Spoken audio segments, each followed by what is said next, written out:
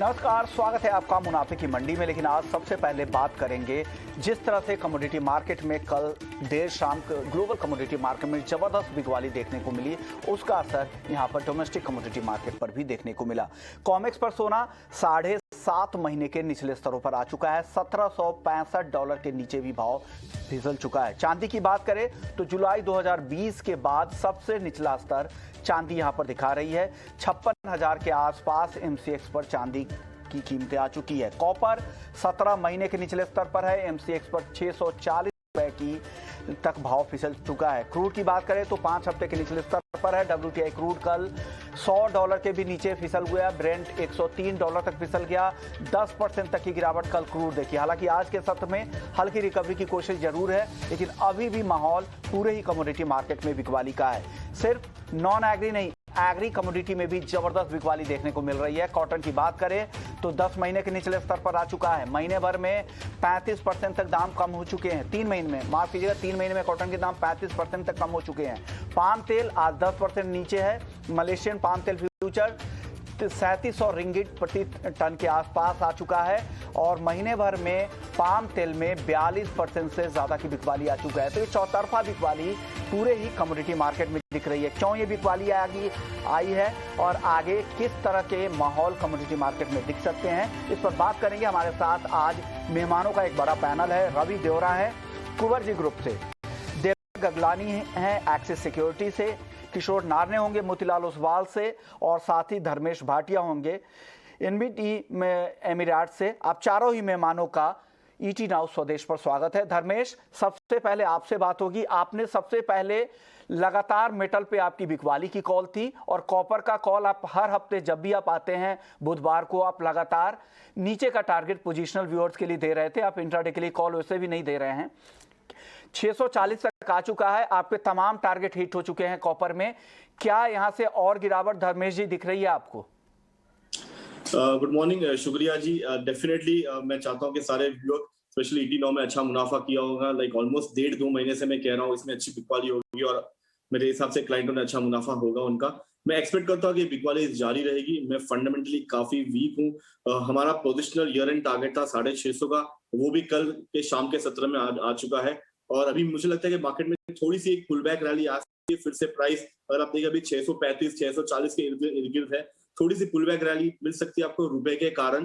मुझे रुपया वीक लग रहा है, उस कारण से आपको पुल बैक रैली मिलेगी। बट ये एक बुल ट्रैप है, मार्केट में फिर से आपको ट्रैप करा जाएगा और फिर से मार्केट में अच्छी खासी गिरावट आएगी। अभी मुझे पोजिशनली लगता है 615 से 600 के टारगेट्स के लिए आप यहाँ पे पोजिशनली बिकवाली कर सकते हैं। हम ईटी नाउ स्वदेश में ऑलमोस्ट 820 से बिकवाली की सलाह दे रहे हैं। अभी ऑलमोस्ट 200 रुपए की गिरावट हमने ले चुके हैं इसमें मुनाफा और मैं एक्सपेक्ट करता हूँ कि बिकवाली जारी रहेगी। बट छोटे अवधि के लिए ट्रेड करना अभी, क्योंकि वॉलेटिलिटी काफी हाई हो जाएगी मार्केट में, क्योंकि कल के सत्र में काफी वॉलेटिलिटी थी।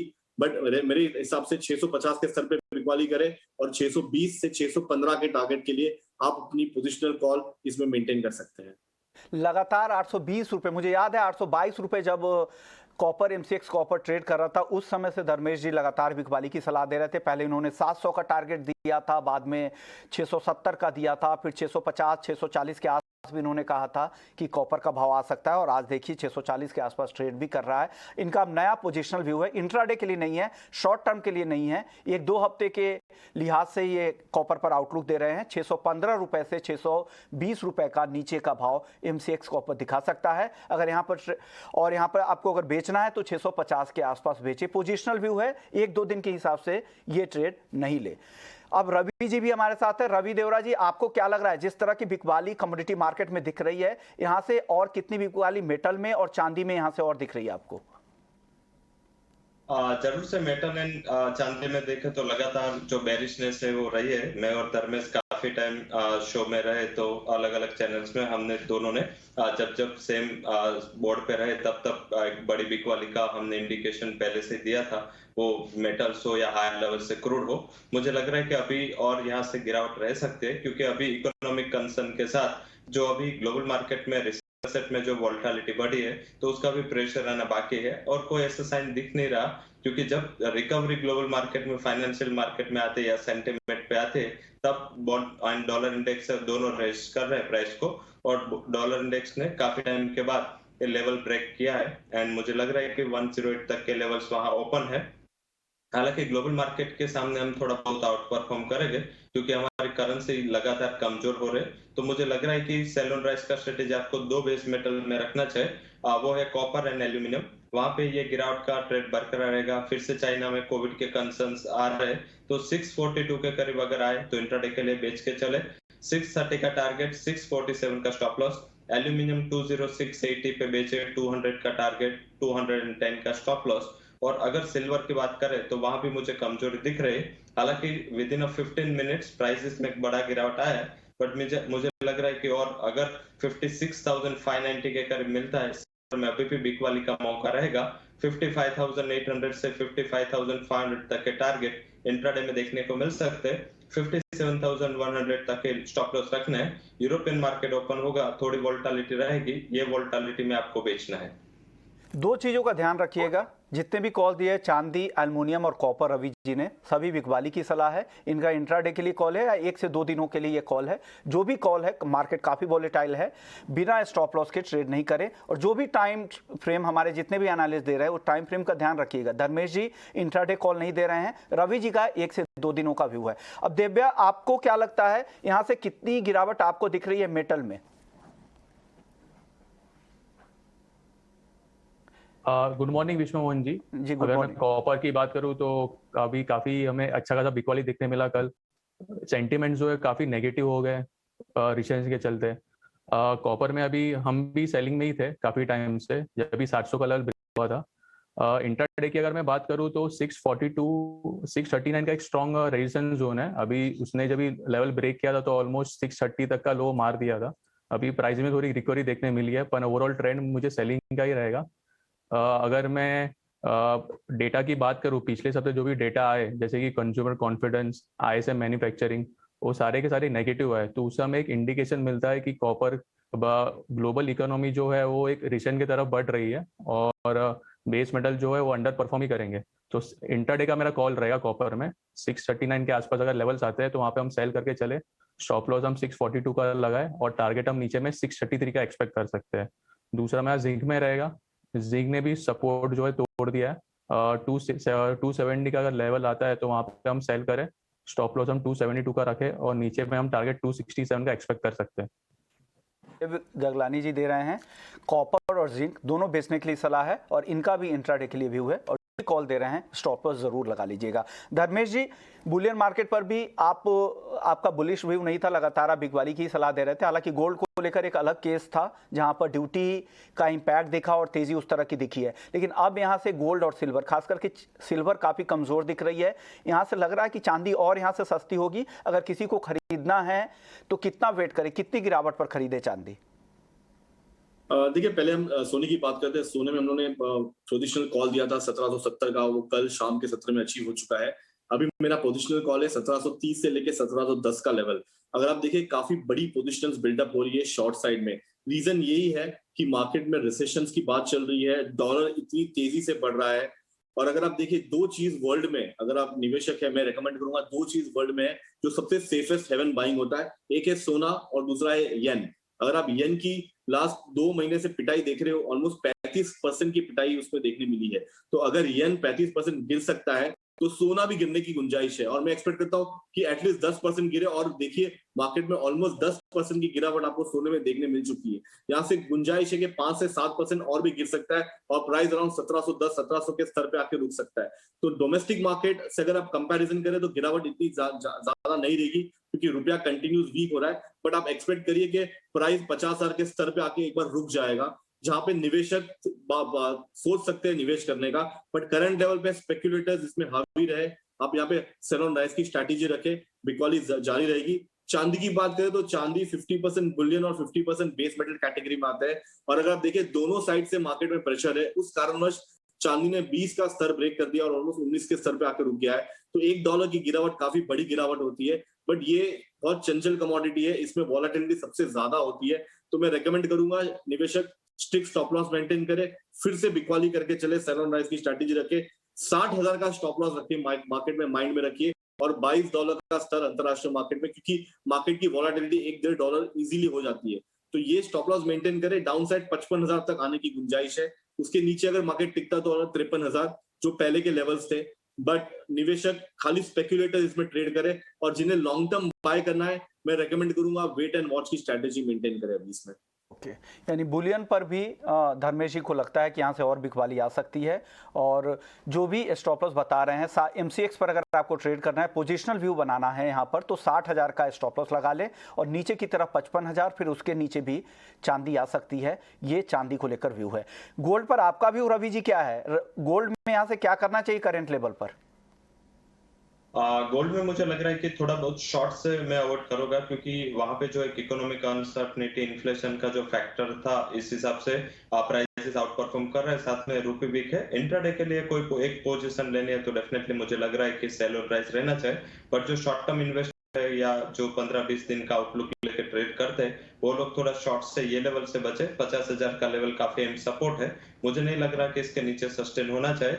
आज के लिए कोई स्ट्रेटेजी प्रिपेयर करने या 1 से 2 ट्रेडिंग सेशन में कोई नई स्ट्रेटेजी प्रिपेयर करने तो 51,500 के करीब सेल करके चलना चाहिए। 51,880 का stop loss and down side 50,700 तक एक लिमिटेड टारगेट के लिए मेरा व्यू थोड़ा बेरिश रहेगा। 50,700 का काफी अहम सपोर्ट है। अगर हम ड्यूटी का भी फैक्टर निकाले तो ये काफी अहम सपोर्ट शॉर्ट टर्म के लिए रहेगा। तो मुझे लग रहा है कि ये सपोर्ट ध्यान में रख के वहां पे मुनाफा वसूली कर लेनी चाहिए।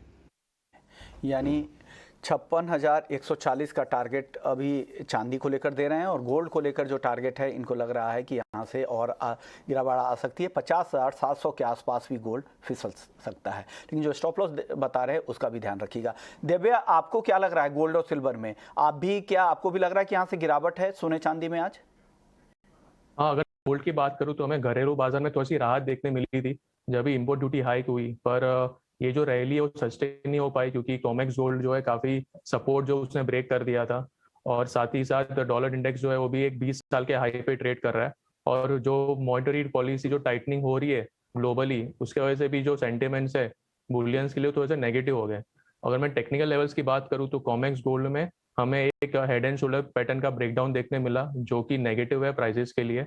अगर मैं अभी लेवल्स की बात करूँ तो 1780 के नीचे ट्रेड कर रहा है।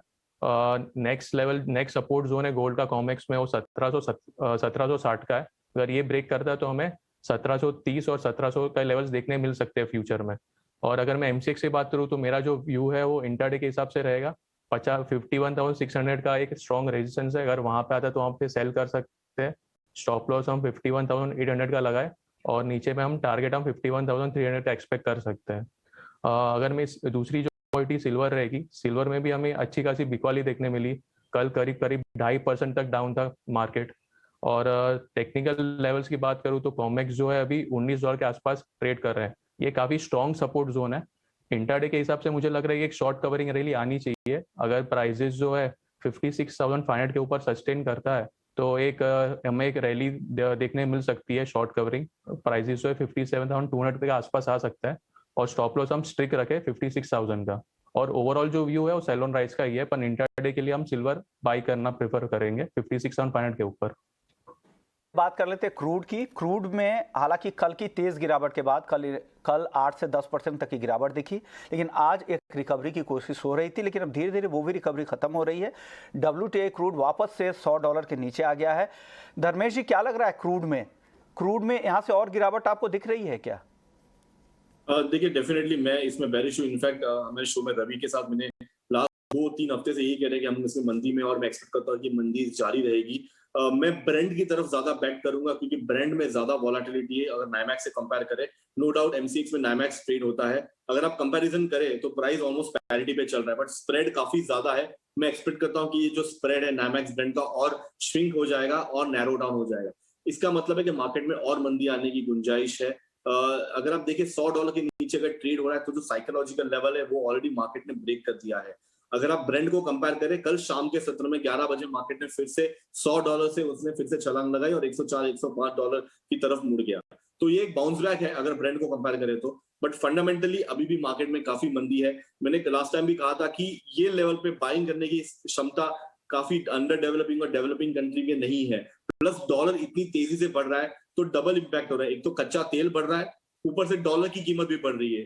दोनों तरफ से अगर हिट होता है तो क्या होता है कि मार्केट में कंजम्पशन ऑटोमेटिकली कम हो जाएंगे, और यही फियर है मार्केट में, रिसेशन फियर आ चुका है कि प्राइस में इतनी ऊपर के लेवल पे कौन बाय करेगा।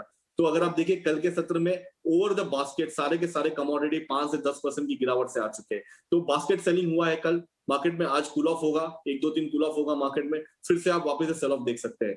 तो मैं रेकमेंड करूंगा कच्चे तेल में मैं मुनाफा बुल्सली और एक्सपेक्ट करता हूँ 80-82 के स्तर है जो मार्केट में आने चाहिए मेरे हिसाब से आगे 3 महीने में। इससे क्या होगा कि सारे के सारे देश खुश हो जाएंगे, ना डेवलपिंग भी खुश हो जाएंगे, जो प्रोड्यूसिंग कंट्री है वो भी खुश हो जाएंगे। और मैं एक्सपेक्ट करता हूँ कि यही होगा मार्केट में, क्योंकि यूएस भी काफी प्रेशराइज कर रहा है ओपेक देशों को कि तुम अपनी प्रोडक्शन फुल कैपेसिटी में बढ़ा। मैं यूएई में रहता हूँ, यूएई अपनी फुल कैपेसिटी में कच्चा तेल मैन्युफैक्चर कर रही है, तो उस कारणवश आपको सप्लाई काफी मिलने वाला है। और प्लस चाइना का स्लो डाउन और इसके कारण आपको एक्सपेक्ट करिए कि सेल ऑफ और रहेगा, एटलीस्ट 10% की सेल ऑफ करंट लेवल से गुंजाइश है। 7,300 से लेके 7,000 के स्तर के लिए आप पोजिशनली कच्चे तेल में बिकवाली करके चल सकते हैं। मैं रेकमेंड करूंगा आगे के दूसरे महीने या तीसरे महीने में ट्रेड करें, अच्छा खासा मुनाफा होगा। ओके और अभी एक खबर ये भी आ रही कि ओपेक सेक्रेटरी जनरल मोहम्मद वर्किंदो नहीं रहे, 63 के उम्र में आज उनका देहांत हो गया है। ये खबर एक अपडेट आपके लिए है। वो ओपेक जो क्रूड ऑयल की जो बॉडी है, जो बड़े तेल उत्पादक है दुनिया के, उसके जनरल सेक्रेटरी जनरल थे, आज उनकी मृत्यु हो गई 63 के उम्र में। चलिए अब आगे बढ़ते हैं और अब बात कर लेते हैं नेचुरल गैस को लेकर क्या व्यू है आपका। रवि जी, नेचुरल गैस में क्या लग रहा है यहाँ से? जरूर सर, नेचुरल गैस में देखे तो ये इतना डिवीजन कभी नहीं देखा। जब यूरोपियन मार्केट में देखे तो नेचुरल गैस काफी अहम रहता है, वहां पे काफी बढ़ता है, बट डोमेस्टिक मार्केट में उसका कुछ सपोर्ट नहीं मिलता। हाई लेवल से यूएस में 35-40% की गिरावट ऑलरेडी आ चुकी है, तो मुझे लग रहा है कि वहां पे थोड़ा बहुत आप मीन्स की खुद कमोडिटी इतनी वॉलेटाइल है। क्रूड में मुझे लग रहा है कि वहां पे सेल ऑन राइज रहना चाहिए, पर नेचुरल गैस में जो रिस्की ट्रेडर है वो 447-450 के बिटवीन एक बार पोजिशनल शॉर्ट के पोजीशन बनाए, इंट्राडे ना करे, एंड स्टॉप लॉस आप 458 का लगाए। डाउन साइड मुझे लग रहा है कि 420 तक के लेवल्स देखने को मिल सकते हैं, क्योंकि आप नेचुरल गैस जिस हिसाब से बढ़ा था और आगे अगस्त में मैं एक्सपेक्ट कर रहा हूँ कि जिस हिसाब से अगर ये वॉर खत्म नहीं होगा तो शायद फिर से रिकवरी बड़ी आएगी, क्योंकि जर्मनी में ये gas crisis and energy crisis का एक बड़ा अभी संकट चल रहा है। तो जब क्राइसिस होते हैं तब प्राइसेस कभी भी मूव कर सकते हैं, बट अभी के लिए मुझे लग रहा है कि एक रिलीफ है। कोल एंड क्रूड के प्राइसेस बढ़े हैं, सीपीओ सारे जो भी एनर्जी सोर्सेस है वो फॉसिल हो या नॉन फॉसिल हो, सब में प्राइसेस में गिरावट है। तो यही गिरावट आपको नेचुरल गैस में भी देखने को मिलेगी। स्टॉप लॉस स्ट्रिक्टली 458 का लगा के सेल ऑन राइज का स्ट्रेटेजी रखना है, नीचे 420 तक के टारगेट आपको देखने को मिल सकते हैं। यानी सेल ऑन राइज की स्ट्रैटेजी के साथ नेचुरल गैस में भी काम कर सकते हैं। चलिए इस वक्त एक और अहम खबर ये है कि खाने के तेल को लेकर सरकार की सभी स्टेक होल्डर्स के साथ बैठक हो रही है। इस बैठक पर अपडेट देने के लिए हमारे सहयोगी समीर दीक्षित है। समीर, बैठक में किस तरह क्या उम्मीदें कर रहे हैं? क्या एमआरपी कम करने को लेकर कुछ ऐलान हो सकता है क्या? जी बिल्कुल, एडिबल ऑयल यानी कि खाने के तेल की कीमतों को लेकर के, खासकर रिटेल मार्केट में इसकी कीमतों को लेकर के ये अहम बैठक हो रही है, जिसकी अध्यक्षता खुद department of food and public distribution के सचिव सेक्रेटरी कर रहे हैं। इस बैठक का मकसद यही है, जो तमाम इसके स्टेक होल्डर्स हैं, चाहे वो एडिबल ऑयल के प्रोड्यूसर्स हों, एक्सपोर्टर्स हों, इंपोर्टर्स हों, तो उनसे बैठक का मकसद यही है कि रिटेल मार्केट में खाने के तेल की कीमतों को और कम किया जा सकता है। और यही अपील भी कह सकते हैं या आदेश भी कह सकते हैं इन तमाम स्टेक होल्डर्स से, उनसे कहा जाएगा कि आप कच्चे ये खाने के तेल की कीमतों की जो एमआरपी है उसको और कम करें। और उसके पीछे सरकार का तर्क ये है कि अगर आप ग्लोबल स्थिति देखें या फिर डोमेस्टिक प्रोडक्शन देखें तो उसमें स्थिति काफ़ी कंफर्टेबल नज़र आ रही है। डोमेस्टिक प्रोडक्शन भी काफ़ी बेहतर नज़र आ रहा है। साथ ही साथ जो कंट्रीज़ एडिबल ऑयल का जहां से इंपोर्ट होता है भारत के लिए, वहां पर स्टॉक बहुत पर्याप्त मात्रा में उपलब्ध है। तो इन तमाम स्थितियों को देख करके सरकार को लगता है कि भले ही पिछले 1-2 महीनों में खाने के तेल की कीमतों में 8 से 10% की कमी आई हो, लेकिन अभी और स्कोप है और संभावना है कि अगले 10-15% की और गिरावट आ सकती है। आज इस बैठक में आप किसी बड़े फैसले की फौरी तौर पर आने की उम्मीद ना करें, लेकिन इस बैठक का मकसद यही है कि आने वाले दिनों में या महीने भर के भीतर कम से कम जो ऑयल कंपनियां हैं एडिबल ऑयल के क्षेत्र से जुड़ी हुई, वो एमआरपी को और कम करें, खासकर आगामी त्योहारी सीजन को देखते हुए ग्राहकों को इसका बड़ा फायदा पहुंचाए। शुक्रिया समर ये पूरी डिटेल्स देने के लिए, और बैठक के बाद भी आपसे बात करेंगे कि क्या कुछ बैठक में फैसला हुआ और क्या किस तरह के दिशा निर्देश तेल कंपनियों को दिए गए हैं, खाने के तेल उत्पादक हो या एक्सपोर्टर हो, उनको किस तरह के निर्देश सरकार की तरफ से दिए जाते हैं। हमारे साथ प्रणब बजोरिया साहब भी हैं, सिंगापुर से कॉम ग्लोबल के डायरेक्टर है। सर स्वागत है आपका ईटी नाउ स्वदेश पर। सर खाने के तेल की तो इंटरनेशनल मार्केट में तेजी से गिर रहे हैं, पाम तेल देखिए आज 10% टूट चुका है। यहाँ से और गिरावट आपको दिख रही है क्या, क्योंकि ऑलरेडी 42% तक दाम कम हो चुके हैं महीने भर में। आपने एकदम सही कहा, पाम चाहे पाम हो, सोया हो, सन हो, तीनों तेलों में 35 to 40% की गिरावट हुई है इस महीने में। इट्स पीक सोया सन ऑयल जो है 2350 में ऑफर हो रहा था, आज उसका 1650 का भाव गया है। पाम 1800 से 1050 तक आ गया है। तो बहुत गिरावट हुई है इन भावों में। लेकिन हमें ये भी देखना चाहिए कि ये भाव जो है, ये जब पीक हुए थे वो गवर्नमेंट पॉलिसी के कारण पीक हुए थे। इंडियन गवर्नमेंट नहीं, इंडोनेशियन गवर्नमेंट जब उन्होंने बैन किया था तो प्राइसेस तब अननेचुरली हाई चले गए थे। अभी हम लोग second half of the year में आ गए हैं, प्रोडक्शन इम्प्रूव होने की एक्सपेक्टेशन है। इंडोनेशिया में स्टॉक्स बहुत बढ़ गए हैं एक्सपोर्ट बैन के कारण, तो उसके कारण हम लोग ने ऐसी स्टीप फॉल भी देखी है alongside all the macro that was spoken of earlier. आगे जाकर alongside these macros veg oils पर भी इम्पैक्ट पड़ता है। तो जिस तेजी से पाम तेल गिरा है, अभी बायर्स भी थोड़े डरे हुए हैं लेने से, तो थोड़ी और गिरने की संभावना हम रूल आउट नहीं कर सकते हैं। लेकिन ये जो लेवल्स है, इन लेवल्स पे, इन प्राइस लेवल्स पे डिमांड अच्छी होनी चाहिए सब डेस्टिनेशंस पे, इंडिया में भी और बाकी जगहों पर भी। तो we have to wait and see इसका इम्पैक्ट क्या होगा। लेकिन जो लेवल्स अभी आ गए हैं, इन लेवल्स पे ऑलरेडी डिमांड है। सो थोड़ा और मार्केट गिर सकता है फॉलोइंग मैक्रोस, लेकिन और बहुत फर्दर शार्प 20-30% ड्रॉप की एक्सपेक्टेशन नहीं रख सकते हैं। इतनी गिरावट के बाद अब बहुत ज्यादा गिरावट की उम्मीद नहीं है, हल्की फुल्की गिरावट यहाँ से और आ सकती है। प्रणब, अब आपसे एक सवाल ये होगा, सनफ्लावर और सोया तेल, उसके प्रोडक्शन और जो एक्सपोर्ट की जो स्थिति है, क्या स्थिति है, क्या नॉर्मल हो रही है धीरे धीरे? और यूक्रेन और रूस से जो सप्लाई हो रही थी सनफ्लावर, क्या वो धीरे धीरे वापस बाजार में आ रही है या अभी भी दिक्कतें हैं? अभी भी एक्चुअली दिक्कतें हैं। सोया तेल का अभी वेदर मार्केट चालू है। सीबॉट पर हम जो सोयाबीन ऑयल का सेल ऑफ देख रहे हैं, मैक्रोस के साथ साथ उधर अच्छी बारिश हो रही है। सोयाबीन्स की प्रोडक्शन के लिए ये अच्छा है, उसका भी इम्पैक्ट पड़ रहा है। बट वैसे यूएसए और साउथ अमेरिका से सोयाबीन ऑयल जो इंडिया में आ रहा था वो अनइनहिबिटेड आ रहा था। अब तक दिक्कत हो रही थी यूक्रेन से सनफ्लावर ऑयल आने में, और वो लॉजिस्टिक्स की दिक्कतें आज भी है। यूक्रेन में काफी स्टॉक है सीड्स का, ऑयल का, लेकिन उसके लॉजिस्टिक्स को प्लान करना, उसको सेफली निकालना पॉसिबल नहीं है। लेकिन उधर इतने स्टॉक्स होने के कारण और वेज ऑयल कॉम्प्लेक्स की ये प्राइस कोलैप्स के कारण सन ऑयल का भाव भी नीचे हुआ है। रशिया से जो सन ऑयल हम पहले इंपोर्ट करते थे वो थ्रू आउट द वॉर भी अवेलेबल था और अभी भी अवेलेबल है और आगे भी रहना चाहिए। शुक्रिया प्रणब, आपने वक्त निकाला हमारे लिए और पूरा ही एडिबल ऑयल मार्केट का आउटलुक समझाया कि क्या स्थिति है। उनको लगता है कि यहाँ और थोड़ी गिरावट और आ सकती है, लेकिन बहुत ज़्यादा गिरावट की उम्मीद नहीं कर सकते हैं क्योंकि ऑलरेडी मार्केट काफ़ी बीटन डाउन है। अब रवि जी, क्या लग रहा है, डोमेस्टिक मार्केट में दाम और कम होते हुए दिख रहे हैं क्या आने वाले समय में खाने के तेल के?